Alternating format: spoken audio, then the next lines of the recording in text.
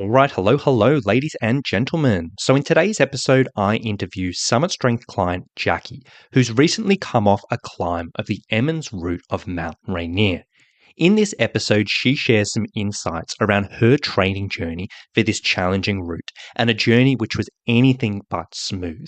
She shares some really interesting insights around physical and mental preparation, and she talks through her trail and her journey and her adventure up on this mountain and all the different challenges it threw at her.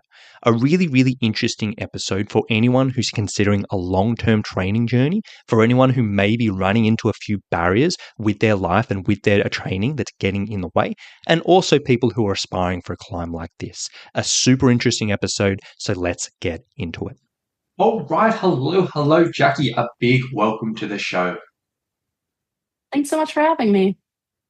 Really excited to have you on, and yeah, I'm really excited to have a little bit of a chat about your story and talk about this trip that you just come back from, and yeah, I think it's going to be super interesting for a lot of people. So I guess to kick things off, do you just want to give us a bit of background, for us?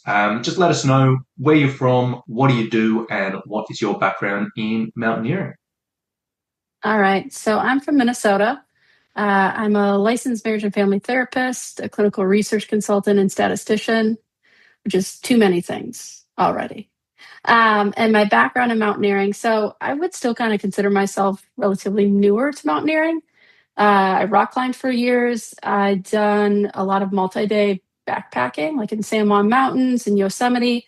And so I had a friend introduce me to mountaineering through like ice climbing, and which I fell in love with. And then when I found out about mountaineering, having all the things that I loved, I was like, sign me up. So previous, I did the Fisher Chimneys route at Mount Chooksun. So this is all in the Cascade Mountain area in Washington.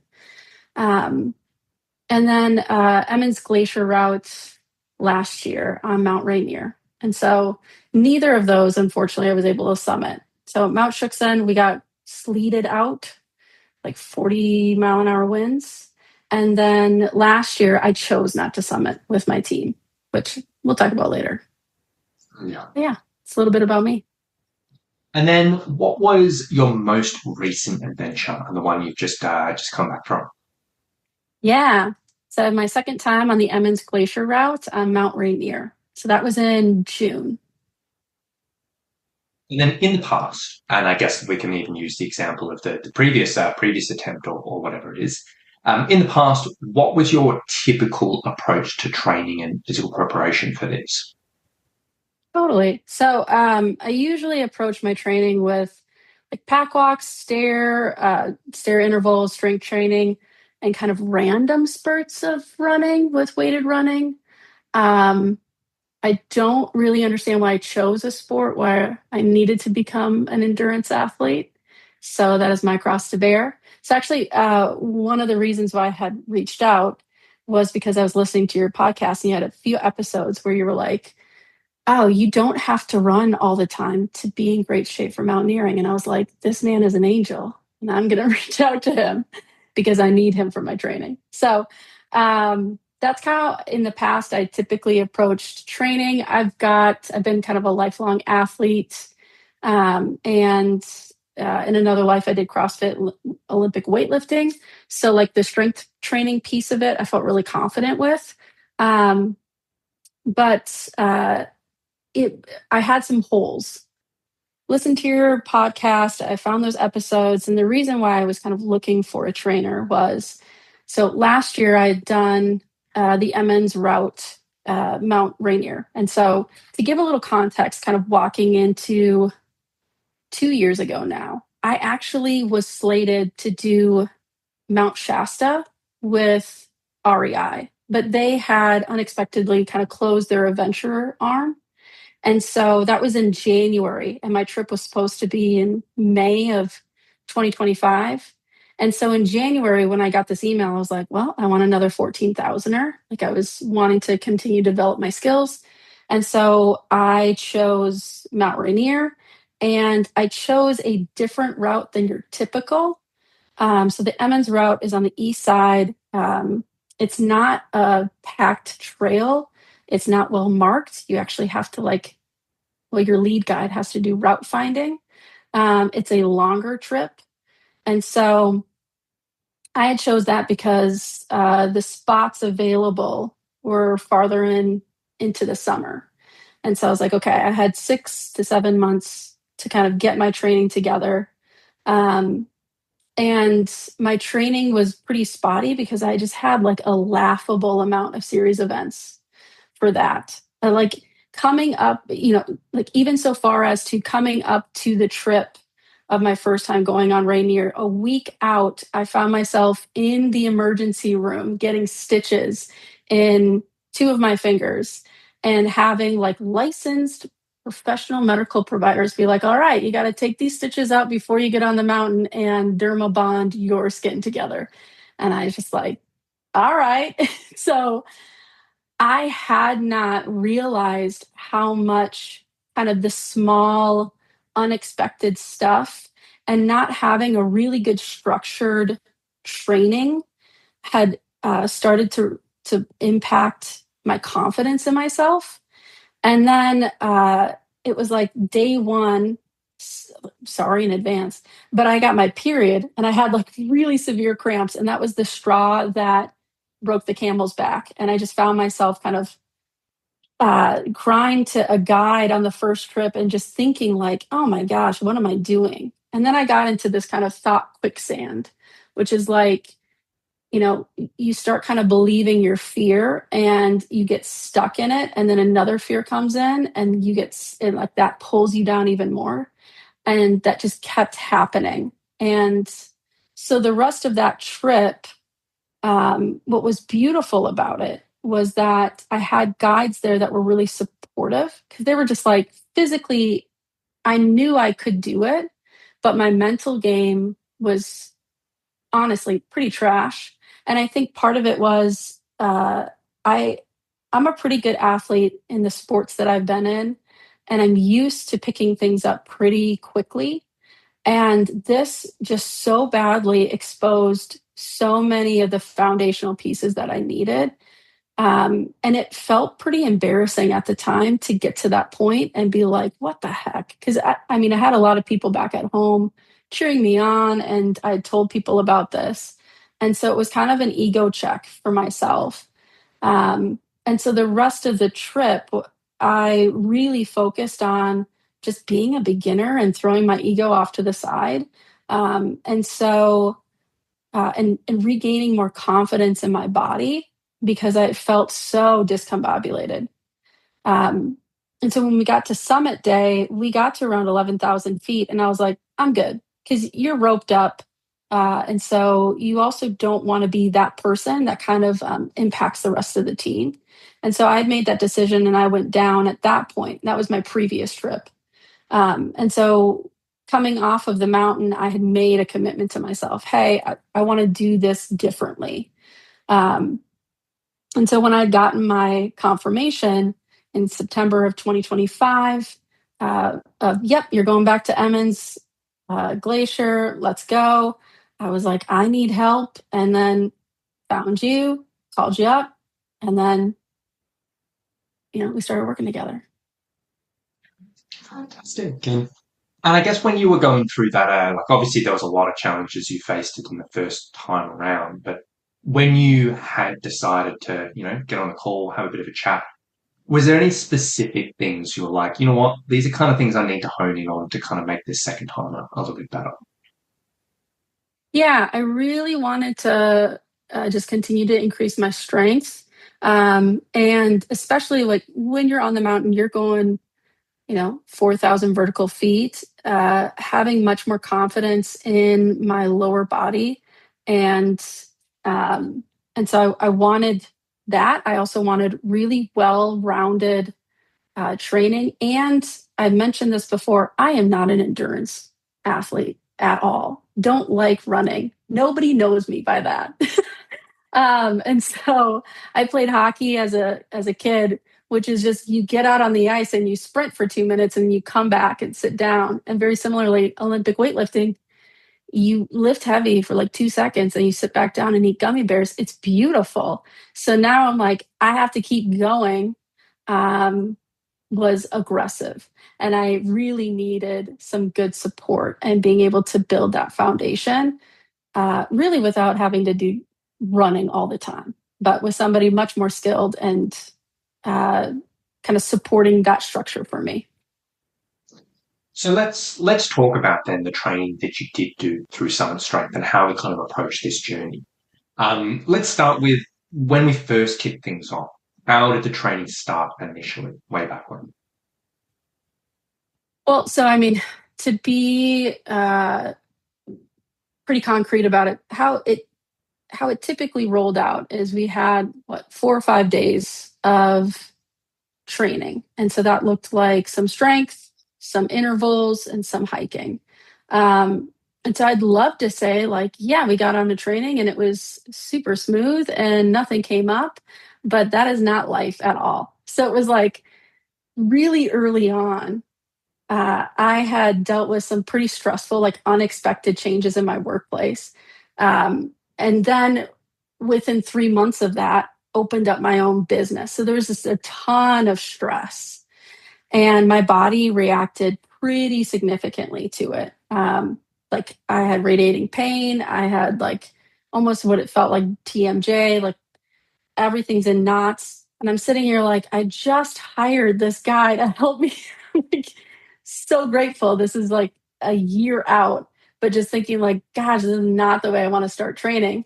And so I remember, you know, communicating was like such a big deal. And so telling you that and you adapting the training really significantly for several weeks, to just help me progress without further inflaming my body.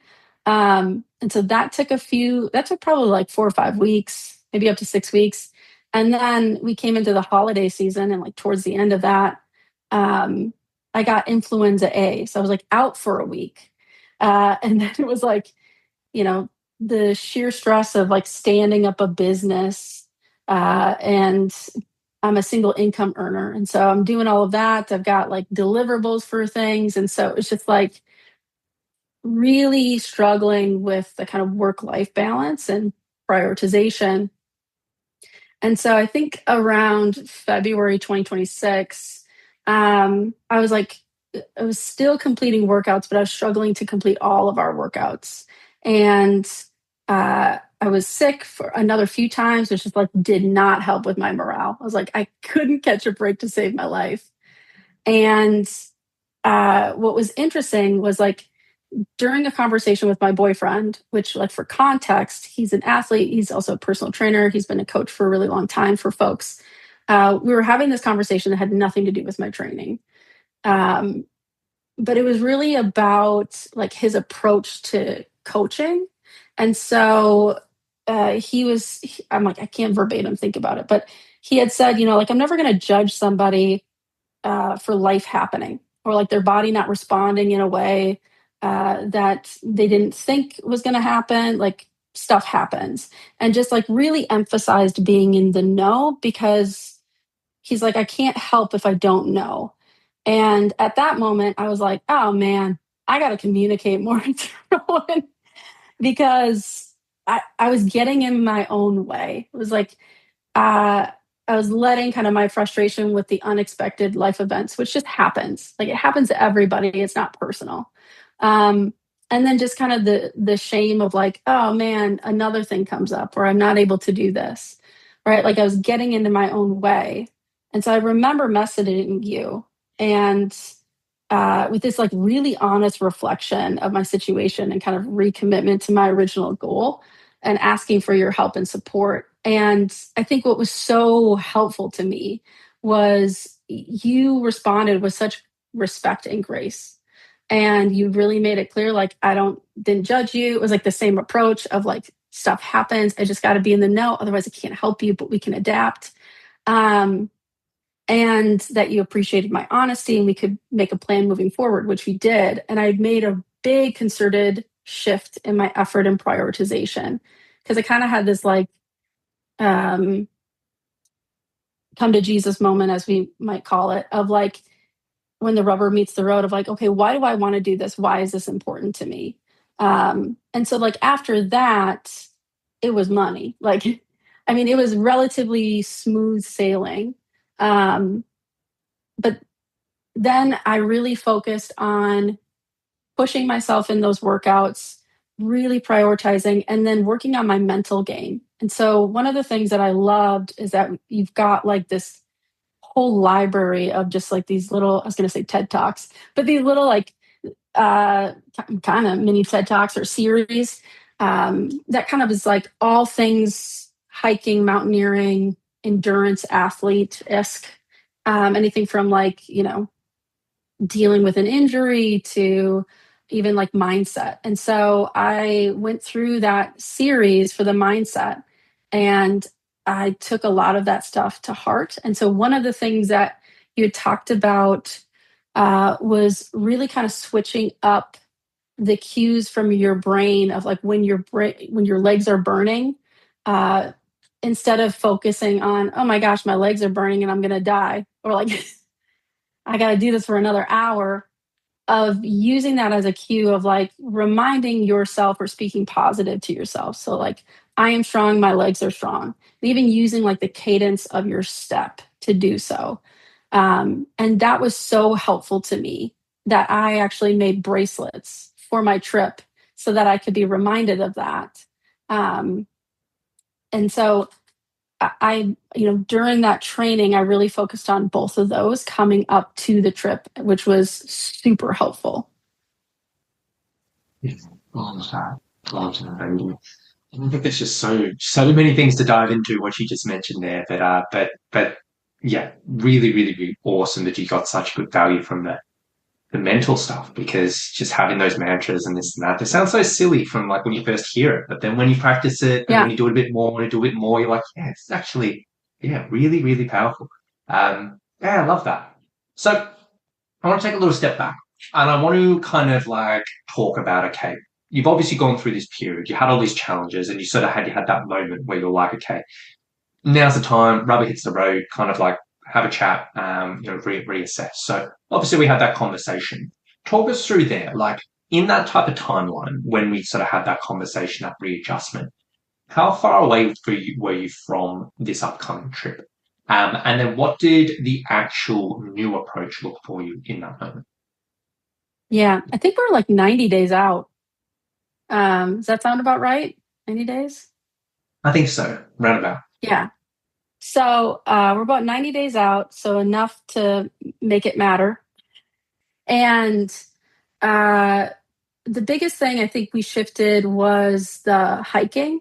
And so, I mean, I live in Minnesota, so it's not like, I mean, we could hike in the winter and that would be really helpful too. And also, um, sometimes we get like negative 45, which is not ideal.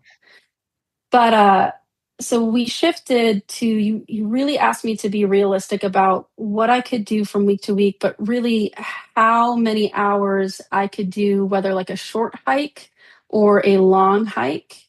And so rather than having a hike every week, it was within 3 weeks, one short hike and one long hike. And at that time, I could say 2 to 3 hours for like a shorter hike and 4 to 5 hours for a longer hike. I mean, ideally, I would have loved to do like an 8 hour because that's summit day, but we kind of worked with that. And then you did kind of incremental progress on even um, stair steppers and even doing like carrying heavy loads on the stair stepper and those kinds of intervals and just like regular pack walking, like not even on a trail, which was really helpful. So you integrated a lot of those pieces and made it so it was like every few weeks, even though it was a higher jump at some, which you had told me like, hey, we're going to go for it, but you also then gave me options in case my body responded a certain way. So it was like, hey, if you're not able to do this, just focus on these and then, do this instead. So for example, like if I wasn't able to do all of the intervals on the stair stepper with say like 60 pounds, it was like try to do the first one and then go lower on the rest of them, right? So we're still doing that movement. And then you gave me really specific cues on what to look for in your body to go like, all right, if your body is, if you have a twinge or if you have this, or right. And what was helpful is I know my body well enough to know between a muscle strain and just my legs burning.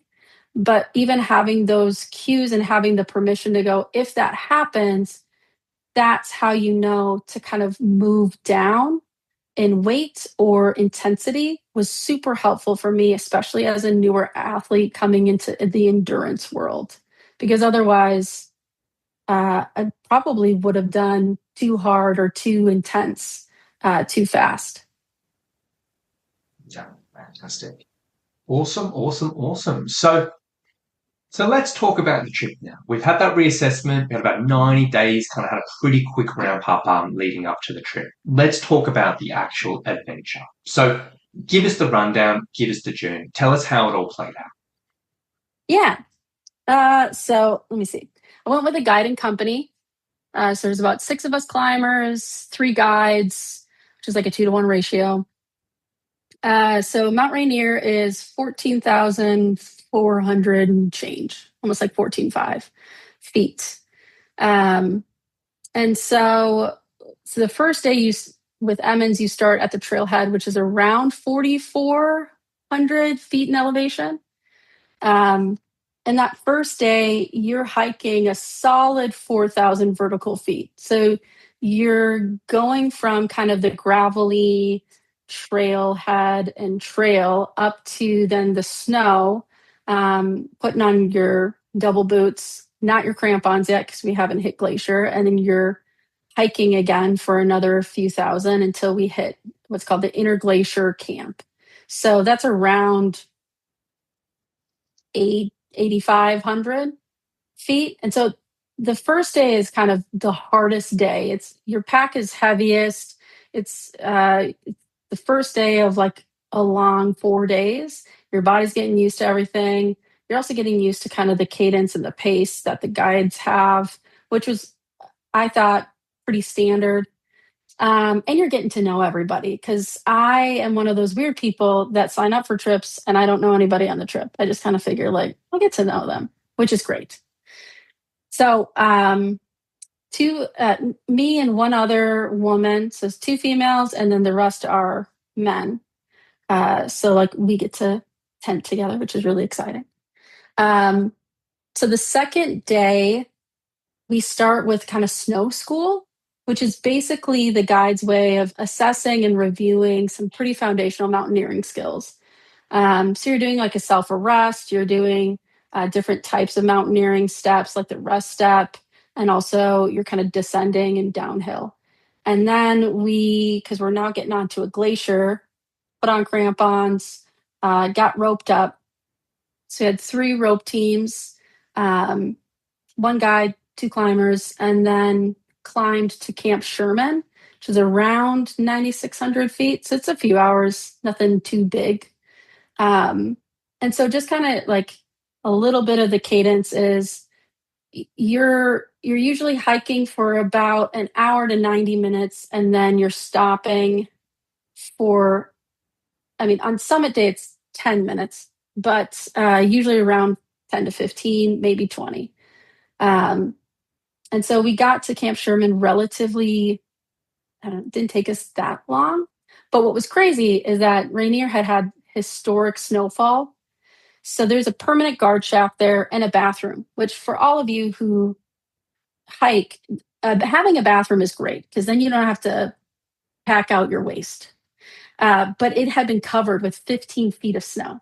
So somebody came in and actually shoveled it all out. And I was like, that man is also an angel. So we were very blessed by that. So we camped there. And that day is supposed to be short because you want to get to sleep. We didn't do like an actual alpine start like midnight. We got up at 3 a.m., left at around 5 a.m. And so again, cadence is you're doing 90 minutes-ish. So it's about 1,000 vertical feet. And then you're stopping for about 10 minutes.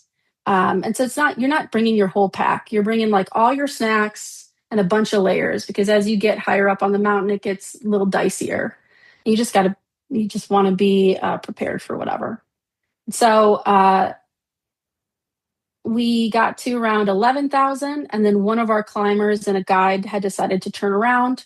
So we moved from like a 3-rope team to a 2-rope team, each with, I think I had 2 on mine, 2 climbers on mine, and the other had 3 climbers. And we kept going up. And like I said, like Emmons is not marked. So it's really important that you are listening and watching where your guide steps, because they're just marking the trail as they go with these little flags and just kind of yelling back, like, go to the right. You're just like, all right, because there's usually like a huge crevasse that goes down thousands of feet. So you're just kind of like head on a swivel. At the same time, the slope is anywhere from like a 50 to 60 degree slope to like 30 to 40 degree slope. So it can get pretty steep. And when we got to around, I would say like 11:05 or 12, the wind picked up and it had just freshly snowed. So it was kind of a whiteout with like 25, 30-mile-an-hour winds. So it got really cold and it was really hard to see at some point. And so like this is where kind of my training came in, because uh, on the mountain, there are times where it's really important where you step and how you step. And especially on the Emmons, where you've got glaciers, you've got crevasses and you've got snow bridges. If a guide tells you you need to step here, like you need to be paying attention and do that. And so with the visibility, I found myself having a little bit of a like, oof, I don't know how much I like this. I can't see anything. And I really need to see where she's going. And we're all, there's 30 feet between you and the next person. And so by the time I would walk through where they were walking, their tracks I would barely be able to see it. And so I remember myself getting a little like, oh, are we going to be okay? And almost like dipping into the quicksand. But then my kind of mantras came back in and I was like, nope, I'm strong. My legs are strong. I'm strong. Like, I know what I'm doing. I'm confident. Like, I'm going to be okay. Right. And that was super helpful. And so then we got to about 13,000 feet. So right before that, probably like 200 feet before that, speaking of snow bridges, there was one of those that we had. And so it was really particular, like where you stepped. And unfortunately, the climber on my anchor of my rope had punched through. And so we had to do like a self arrest. And he got out totally fine. He went up to his like armpits, but he was having a pretty hard time. And so about 13,000 feet, you get to a certain point on the mountain, and especially with the amount of guides and climbers that you have, and it's kind of like you're all for one, one for all.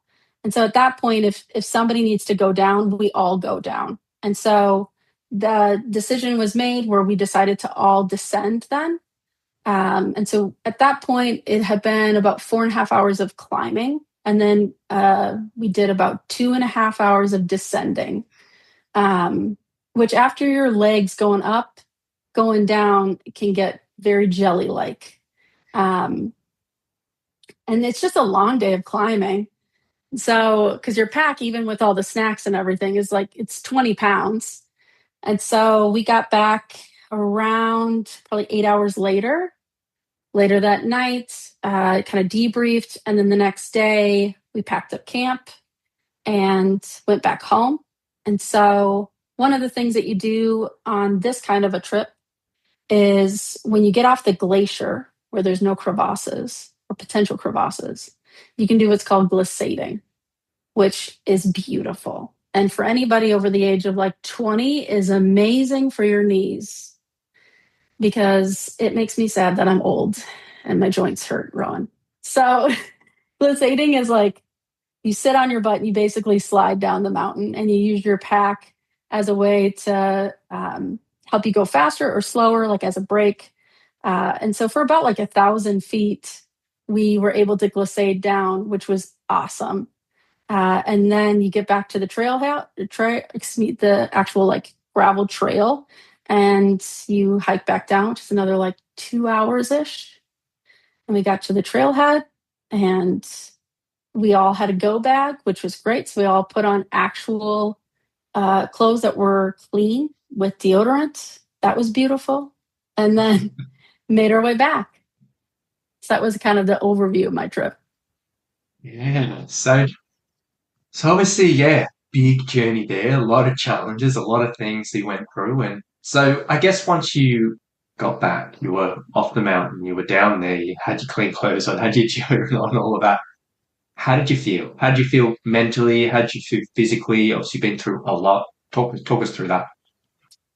I was so proud of myself. Like physically, I had felt so confident the whole time.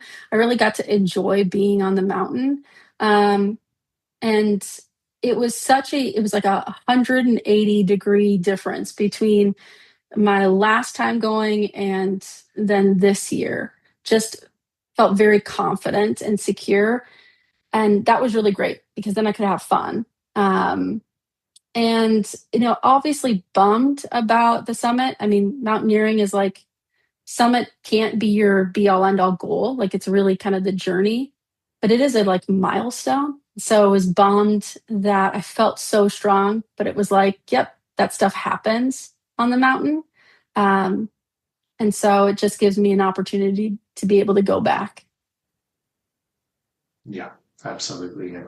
And I guess on that front, then, what is the plan of attack for your adventures moving forward? Are you going to make it a third time, or are you going to look somewhere else, or what are we Yeah, thinking? I'm going back for a third time. Third time's a charm. It's type 2 fun. So I needed some time to be like, I got to forget about this trip a little bit because, there are times on the mountain where you're like, why did I pay for this? This is aggressive. But then afterwards, it's just such a beautiful thing. So yes, I plan on going back to Emmons route for a third time. I also plan to add in Mount Baker as kind of a precursor. And so Mount Baker is another one of the mountains in the Cascade Mountain Range. It's around like 10,000, 10,1 feet. And for that, I want to continue to work on just honing my mountaineering skills and down climbing and descending. Um, and just having something that gets me on a mountain before actually going on Rainier would be super helpful.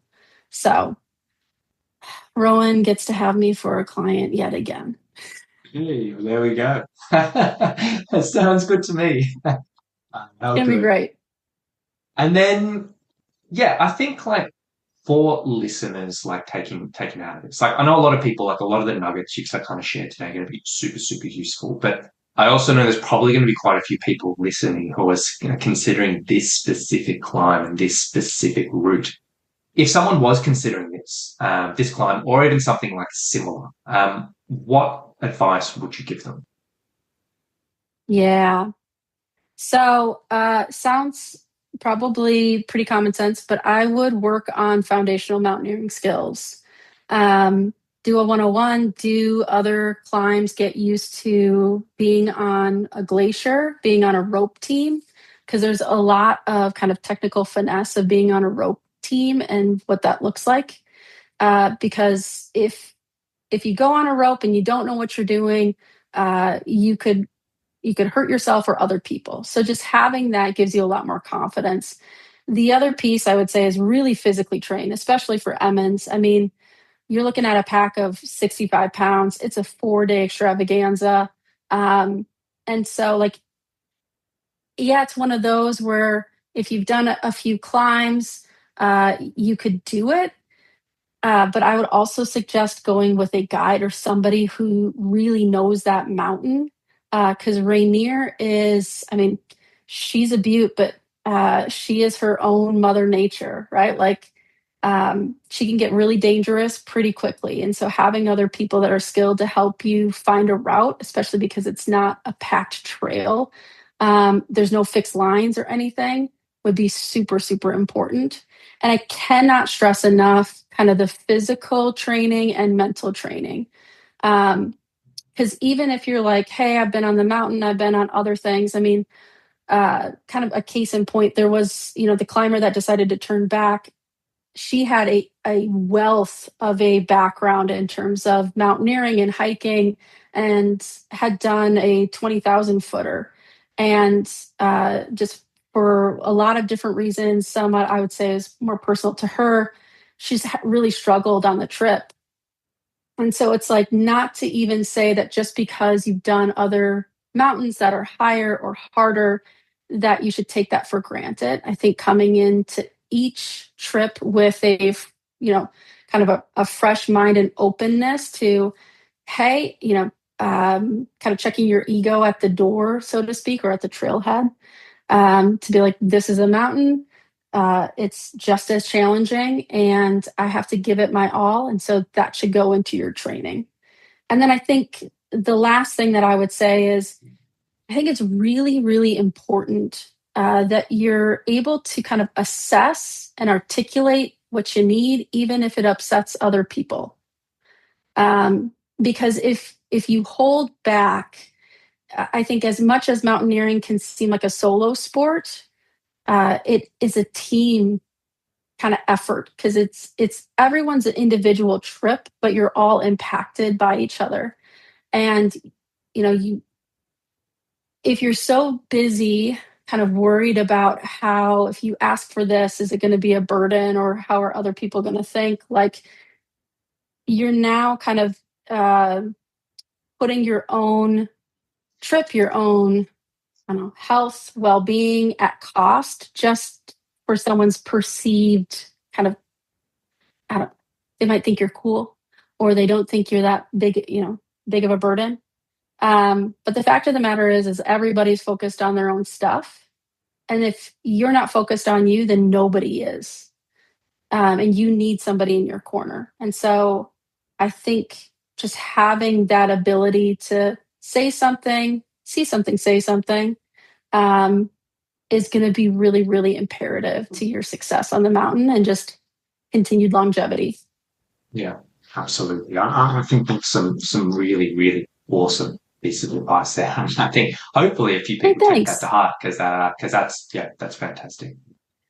And I think, like, yeah, today's been awesome. I think we've covered some really, really, really great stuff. And I know a few of the bits and pieces you mentioned are definitely going to resonate with with a few of the listeners. So I really do appreciate you kind of coming on and sharing this. So I guess before we finish things up today, was there anything else that I guess we didn't get a chance to cover that you wanted to add in before we wrap up? I don't think so. I just really appreciate the opportunity to talk about my trip. I hope that it is helpful for other folks. I know it would have been for me. And just know, I guess, if you want to do mountaineering, do it. Take classes, ask for help, like, just do the thing that you want to do. I think the beauty about the culture of hiking and climbing and mountaineering and endurance athlete is it's super welcoming and inclusive. It's just kind of scary to start anything new, but just, if you want to do it, do it. Awesome, awesome, awesome. Well, thank you so much, Jackie, for coming on. I think this has been such an awesome episode. And as I said, I think a lot of people are really going to enjoy this and get a lot out of it. So I really do appreciate you coming on. And it's been absolutely awesome. Thank you so much. I appreciate it. So there you go, guys. I really do hope you've enjoyed today's episode, and I really do hope it's valuable for anyone considering a climb similar to this.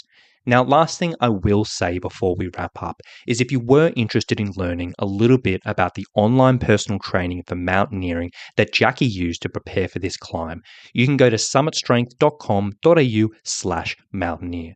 Now, on that page, there's a big video that talks a little bit about our program. And if it sounds like something you want to learn a bit more about, you can book a free call with our team through that page, where we can sit down, learn about you, your situation, your climbing aspirations, and have a chat from there. So if you want to learn a bit more, go to summitstrength.com.au/mountaineer, and we can take it from there. So thank you so much for listening. Really hope you've enjoyed it, and we'll talk to you all very, very soon. Bye.